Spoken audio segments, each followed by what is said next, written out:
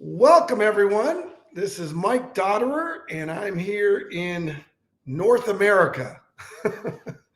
and this portion of On the Dot is being sponsored by Uföria and by Club Nirvana. And a couple things about these two great companies. First of all, I want to congratulate Club Nirvana. I want to congratulate Virginia and Tom Urich. They just raised $2 million to expand Club Nirvana beyond California and Arizona. So congratulations to Virginia and Tom, Club Nirvana. And Uföria, I have to do a shout out to Uföria. We right now are living in a day and age where the media and everyone is scared of these viruses. I mean, obviously we've been in this pandemic and for the past couple years. And if you are overweight, which is obesity, or you have some pre-existing condition, or you're older like me, I'm turning 61 this year, you have to be concerned about getting viruses. Younger people, not as much so, but they can transmit it to someone that's health is compromised. So because of those conditions, Uföria is nutrition that's tailored and designed based on your DNA. So if you want more information on Uföria, I'm going to put a little banner down here below. And let me just see if I've got it. There we go. And that's not. Let's see here. Where's the banner?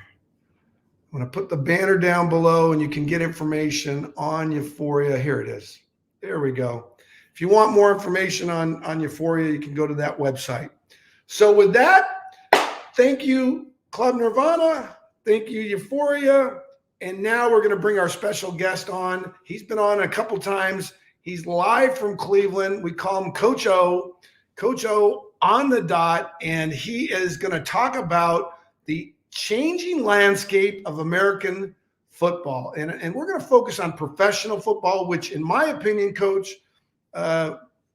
refers to not only NFL and Canadian football, and this is American football and Canadian football, but what we would call college football. I truly believe we're in an environment now, Coach, where college football is professional football. I no longer, Coach, say student athlete. I say it's professional. And you look at what's happened in the last week or two with the changing of coaches coming to the SEC and the money that they're making. I've got to ask you, Coach, if Brian Kelly's making $11 million a year at a state school like Louisiana State, the starting middle linebacker, what's his worth, Coach? You know, it really depends on what his asset is to the team. I mean, if the team is mediocre and the way that, unfortunately, this season went through, he gets his education, he gets his room, he gets his board, he gets his books, and then possibly maybe another 25K, maybe 50K, depending on what his grade rank is. If he's a sophomore that can, bloom, let's say, in the next couple years, then yeah, that could be his worth. All right.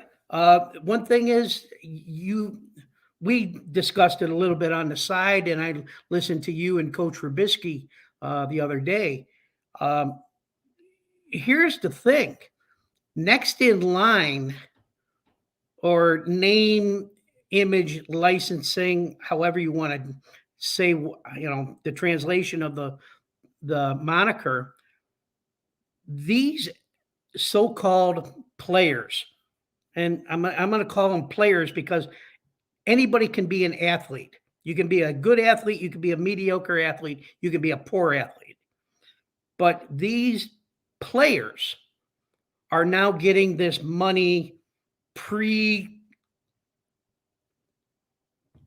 going to even stepping on the field, in which a senior in high school says, hell with it. I already got a commitment and a scholarship from X university, and NIL is saying, I got you for $1 million. Well, that's great, except in my opinion, that kid should forfeit his scholarship because the NIL money is paying for him, and give that scholarship to a walk-on. I mean, give it to somebody that is going to use it because he needs to get the education. And I know that we differ about the education aspect in college sports. Yeah, college, coach. Yeah. Okay, and this is good. This is like we're going to have a little debate here. Yeah. College football in the SEC, and I would say 95% of the population now accepts that it's professional football. This is the minor leagues for the National Football League, and baseball. I have to take my Uföria hat off to baseball. Baseball has a minor league system. And that's what the NFL has benefited from college football for many, many years and hasn't had to pay for it.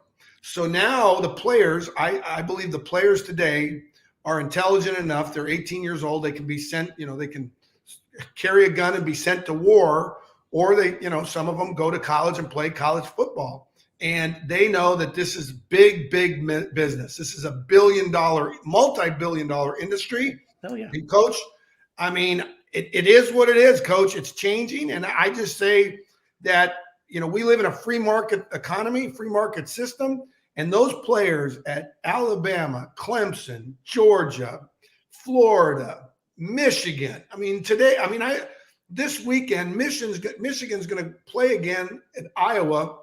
It's a job. And when you go out there, the players are bigger, faster, stronger. They're sacrificing their body. So I believe that they deserve everything they can get, coach. And I agree with that to the point in which if I'm not getting money in NIL, if I'm getting, and the thing is, yes, I would like to see the players paid in the collegiate level because, I mean, there's a show called Pros and Joes. I'm not advocating the program. However, yes, there are high-level, superior players that will go on to play in the next level. But you get this student that plays, that is from a little podunk city, loves the game, walked onto the college campus to play, does it, and still shells out. His family has to shell out 40 to X amount K for them to go to school and play. Okay, the line has to be drawn in that.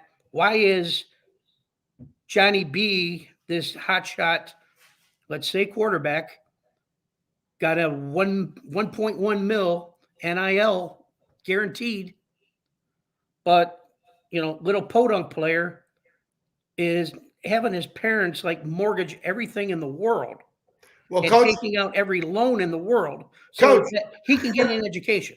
Coach, I'm going to argue that if you and I opened the books and saw the dollar amount, so we're talking. First of all, we're separating from schools like Alabama, like Clemson, like Georgia, like Michigan, Ohio State. The schools that they're the money that's coming in, tens of millions of dollars. They can set up a system that the football team, everyone's paid. Some players, just like in the NFL, some players are paid more, some players are paid less, just like in minor league baseball.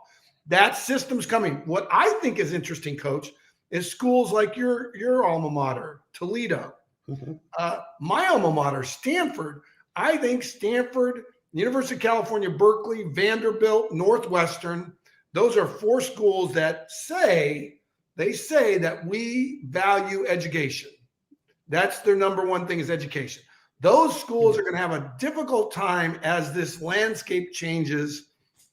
I think it's going to be very, very, very difficult. And, they may have to, do what the Ivy Leagues did in the early 1950s. The Ivy Leagues, as you know, Coach, because you've been in the game and you've studied it, In the early 50s, college football went to the next level, scholarships, more money, and the Ivy Leagues said, sorry, and these are, Harvard, Dartmouth, Penn, Right. Columbia, Yale, all those schools, Brown, they said, we're not going to do that.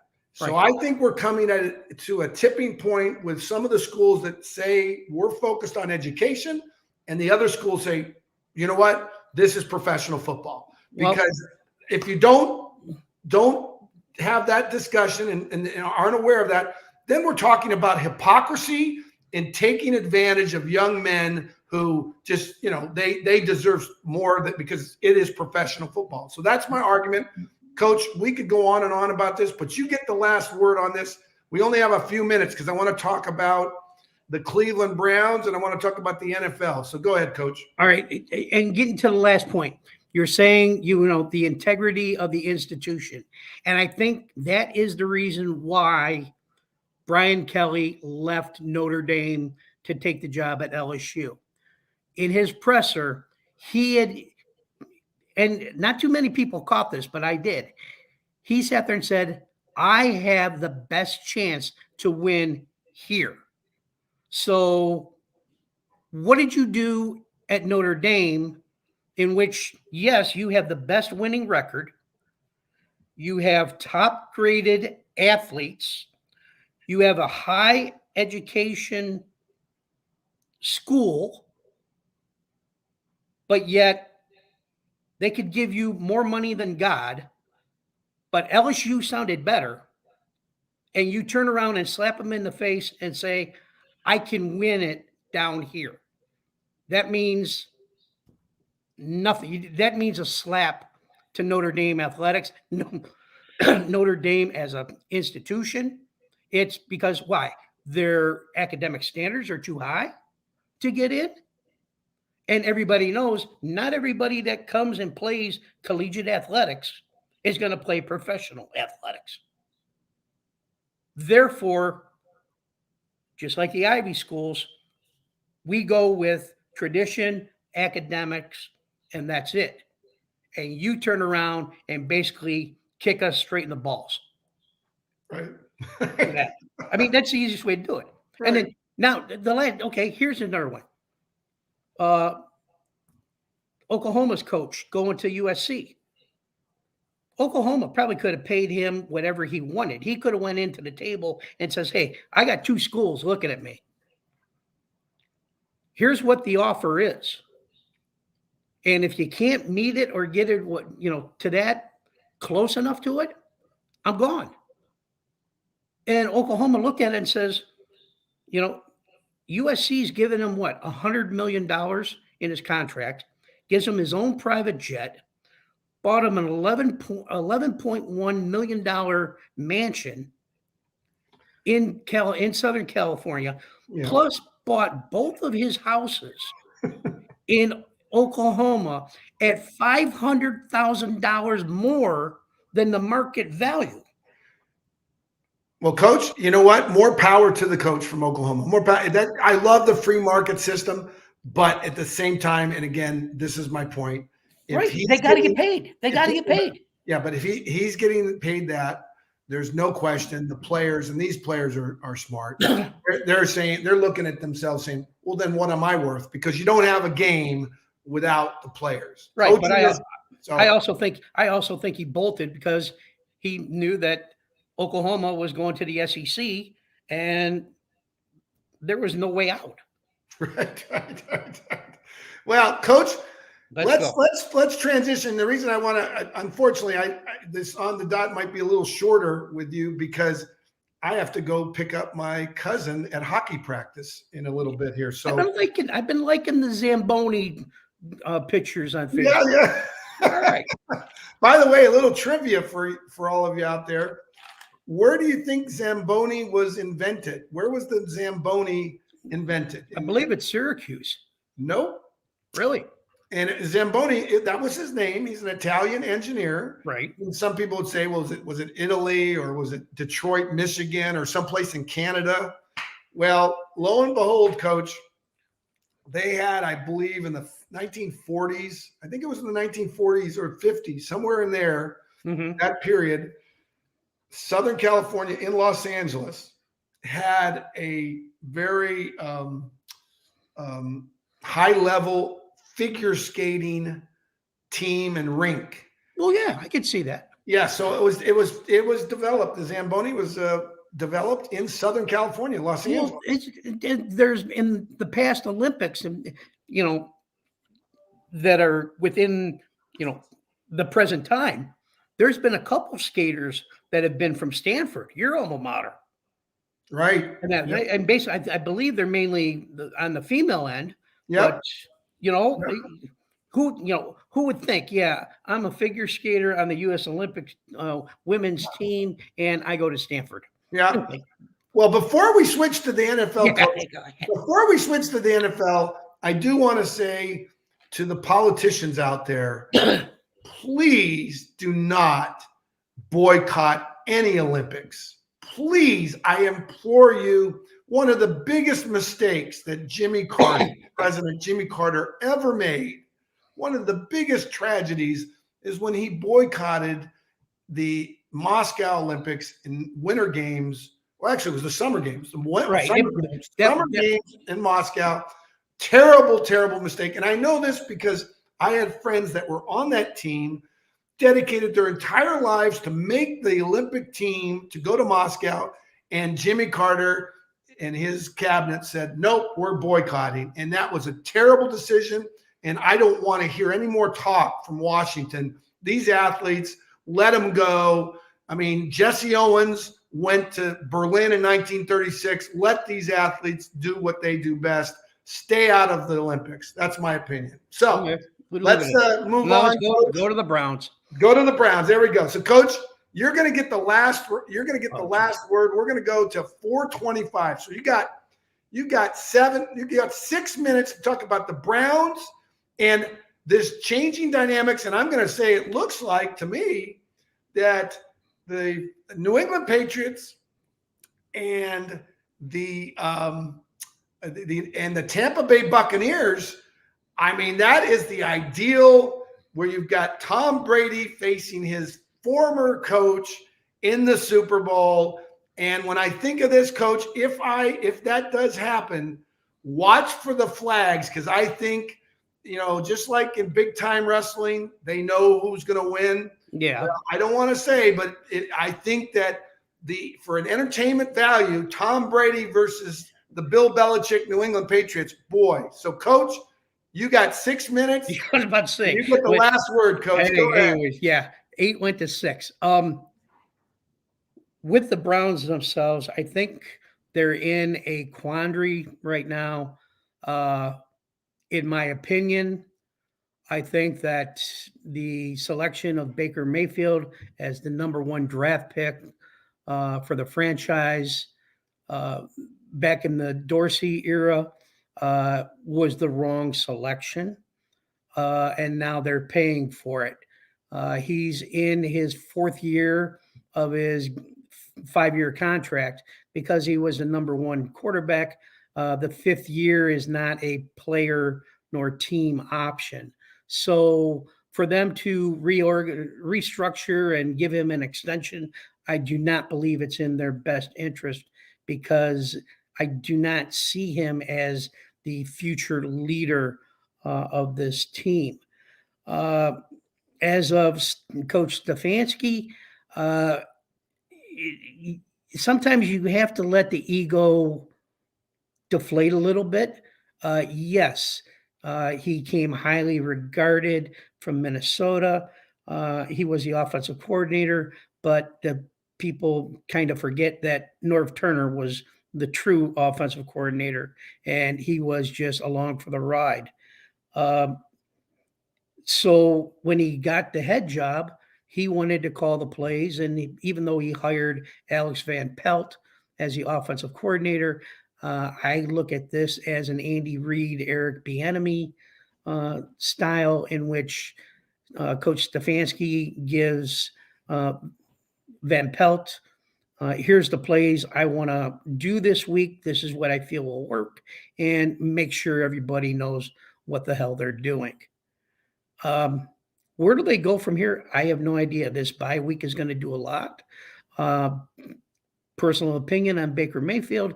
You're only hurting the team. I understand you're beat up and you're bruised and you're battered. And yeah, every NFL player goes through this. However, you have a torn labrum, a broken shoulder blade, and you're wearing a harness.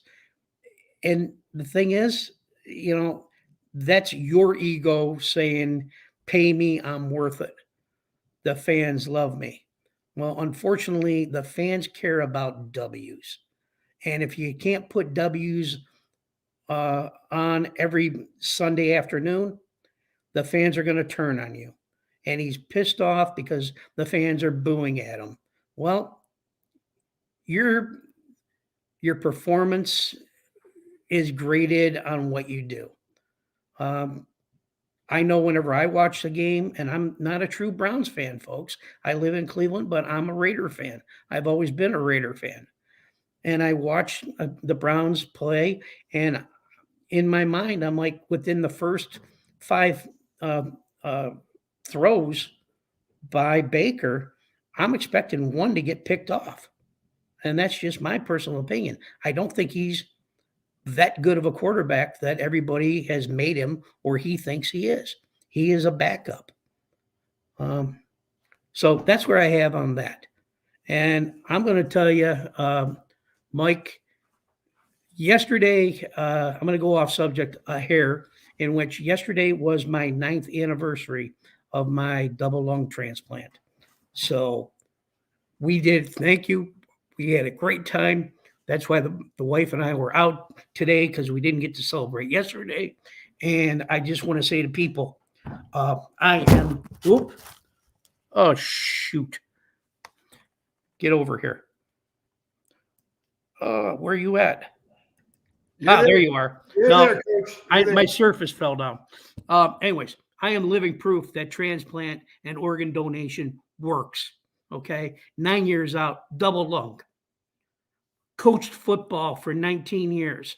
Was part of the University of Toledo for 4 years as an athletic trainer. I never had this until I was 50 years old. I turned 60 last August. Stuff happens. People out there need hearts, kidneys, livers, pancreases, kidneys, okay? Eyes, skin, muscles, bone marrow. Give us a second chance in life. That's all I ask. I am a living proof of it. And Michael, I love you. I love doing this stuff with you. I love seeing other coaches come in. Like I said, Coach Rabisky, I coached against his son when he was in high school. And I enjoy the time that we have together. Well, Coach, number one, congratulations on being a survivor of a double lung transplant. And as you mentioned in our previous Coach O on the dot, you can see the banner down below. If anyone would like to donate, you can go to this website, donatelife.net, and it's right down there. Yep. And we would, I know there's thousands of people. How many, Coach, out there people are waiting for transplants, whether it's a heart? It's nationwide. We're over 200,000. Of that, there are probably 117,000 registered donors. But there's always there, and the thing is, there's living donors, there's deceased donors. It doesn't matter. There's people out there that deserve a second chance, no matter what. So you can't take them with you. You might as well help somebody else out. Well, thank you, Coach. Why don't you take us out again? Because, again, you get the last word, and I'm going to put the screen on you. You take it out, brother. Good. Hey, folks, during these trying times and during the holidays, I know that some of you are at home alone. You feel alone. You got nobody helping out. There are ways, means, and measures for you to get help. Please reach out to family, friends, churches, whoever you have close to you. Reach out to them, talk to them, and that's all you got to do. You can talk yourself out of some stuff and get you out of that funk. And that's all that you can do for yourself to start out. Remember, we all learned to crawl and then walk and then run. And it's not bad. And there is no harm in getting knocked down. The biggest challenge for that is to get back up and start doing what the hell you wanted to do in your life. And with that, I bid you all happy holidays. I hope to see you all maybe the end of the month. If not, we will definitely be back on in January to talk about some other things. But thanks a lot, Michael. Always a great time. And to the folks here, please keep watching us, keep supporting Uföria and that, and just have a good day. All right. Thank you.